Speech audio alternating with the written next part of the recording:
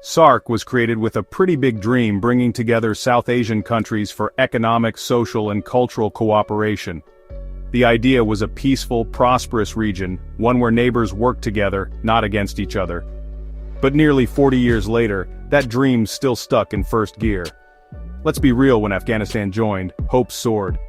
People thought, okay, maybe now things will move forward. But look at the scoreboard, SAARC's barely making an impact. Meanwhile, ASEAN in Southeast Asia is showing everyone how it's done, driving growth and peace. SAARC, on the other hand, is almost invisible. Why hasn't it worked? There's a laundry list: political tensions, bilateral conflicts, weak institutions, lack of political will, and not enough trade between neighbors. But let's call out the elephant in the room. India has been more interested in dominating than cooperating. India's approach, especially on issues like Kashmir and terrorism, is clear: our way or the highway. For smaller SAARC nations, that's a warning sign. If India is not willing to compromise with Pakistan, what chance do they have? No wonder SAARC can't agree on a shared agenda. India is a giant, bigger in land, people, and economy than all the others combined. After tough experiences like Operation Sindoor, you'd think India might see the value in cooperation over dominance. But here's a twist: China has entered the chat, and it's a game changer. China's now a military, economic, and strategic force in South Asia. This has left India almost paralyzed, unsure whether to keep pushing for dominance or switch to regional cooperation.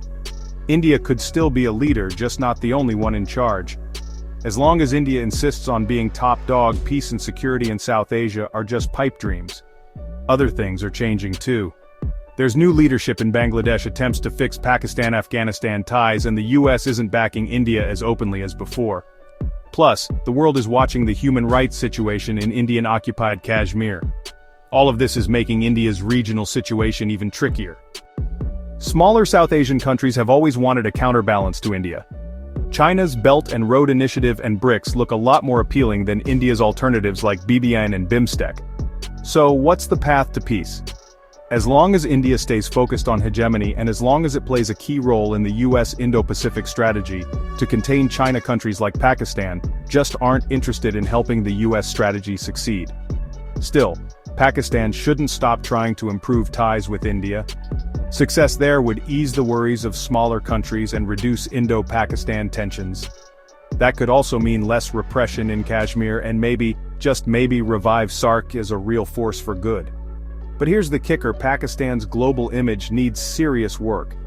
It's not just about military might or clever diplomacy, it's about good governance, human rights and real democracy. Sadly, Pakistan's ratings are near the bottom worldwide.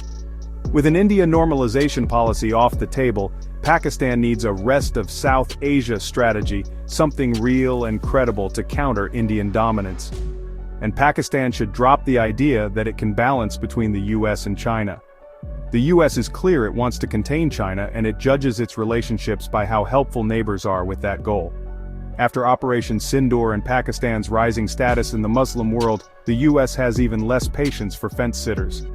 Iran's weakening means the US, Israel and others will work hard to keep Pakistan from inspiring resistance to their influence in the Muslim world. Pakistan's nuclear deterrence and military cooperation with China will move to center stage. To sum up, thinking Pakistan can balance the US and China is just not realistic. The recent idea that Pakistan-US ties shouldn't be seen through China's lens, that's a red flag.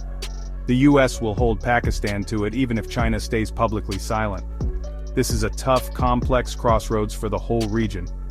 But understanding these dynamics, that's the first step to